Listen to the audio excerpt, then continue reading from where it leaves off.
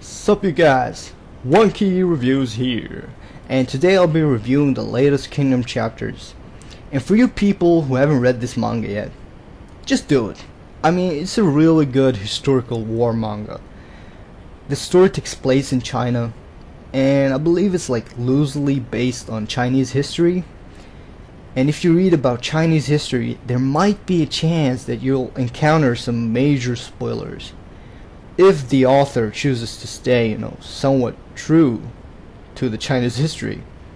Either way, it's a great manga, and since the translators aren't caught up yet, and they're translating chapters from the volume releases, we get multiple chapters at once, every Thursday and a Sunday, I believe.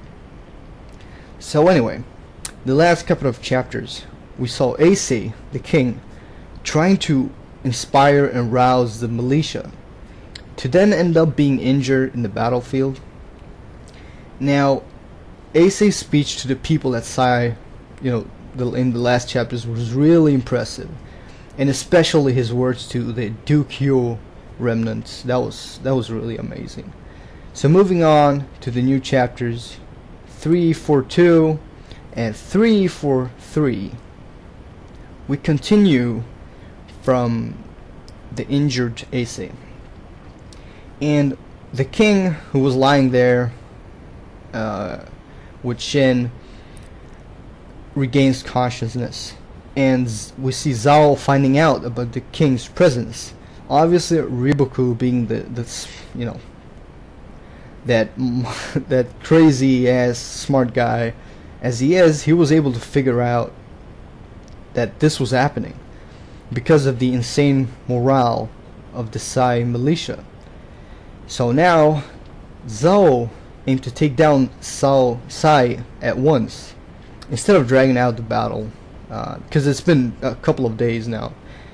And meanwhile, in the headquarters, Shobunkun suggests that they evacuate the king. Shin disagrees, pretty much knowing that Ace wouldn't accept it, and he says that it would bring disgrace to the soldiers, which is true. Although Shobunkun then mentions that it's more important to have the king in safety, because as long as he's alive, there's always a chance of turning this around. But it's not that simple, obviously.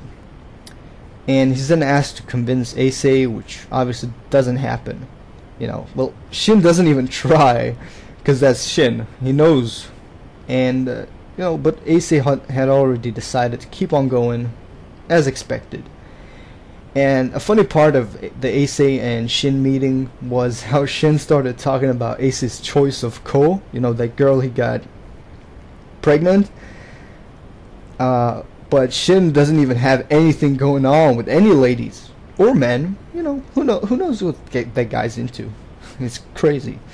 But that's basically where the chapter 342 ends. And overall, it was an enjoyable read. Zhao changed the plan. It was nice to see Ace and Shin's conviction, and also the little chit chat between those two.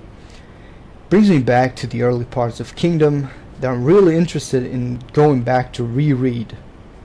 Someday it's gonna happen, because this manga is really good, and I enjoyed reading this chapter as always. It's Kingdom, and the only thing it lacked was possibly progression. It didn't have too much going on besides the meeting and the Zhao's new plan. So anyway, chapter 343. Now this one starts with Shobunkun being pissed at Shin for not trying to convince Ace, and Shin's all like, let's just fight with the king to the end. And what's up with you, Shobunkun? And he's right. While Shobunkun is a very passionate man and truly cares about Ace, he should know the king better than this. And after this, what we get to see is a bunch of uninspired soldiers, the Sai soldiers, and a sad 10. And Shin, being the silly guy that he is, Shin tries to cheer her up by groping her butt, going, "Mr. Ketsu!" And apparently Ketsu means butt. So Just a funny moment there. That's Shin for you. So the 6th day of the battle starts, and Zhao has the upper hand because of the uninspired soldiers, and they're very exhausted as well because of the lack of sleep. But that's until a certain someone appears. Ace, my man, the king. And he had a hard time just staying conscious, because he was stabbed a little while ago. And they added makeup to not make him look pale, which was a funny but pretty clever thing they did. And the Psy soldiers were aroused once again. And that's when Shin takes over. And man, I love these moments. He went pretty much, this is the time to demonstrate our potential, Hishin unit. I'll do 10 times as much work as the Psy militia. And that's when the Hishin unit gets all fired up. And 10 as well, she's doing her job as a strategist, and let the slaughter begin. That's a great way to end this chapter. Now this one had more progression than the last one, with the battle starting, Shin trying to cheer Ten up, the king being back on the field, and Shin getting everyone fired up. It also had the really encouraging and inspiring speeches that I like so much. I really do. And it's hard not to yell, "Oh!" like the soldiers, even though it's midnight.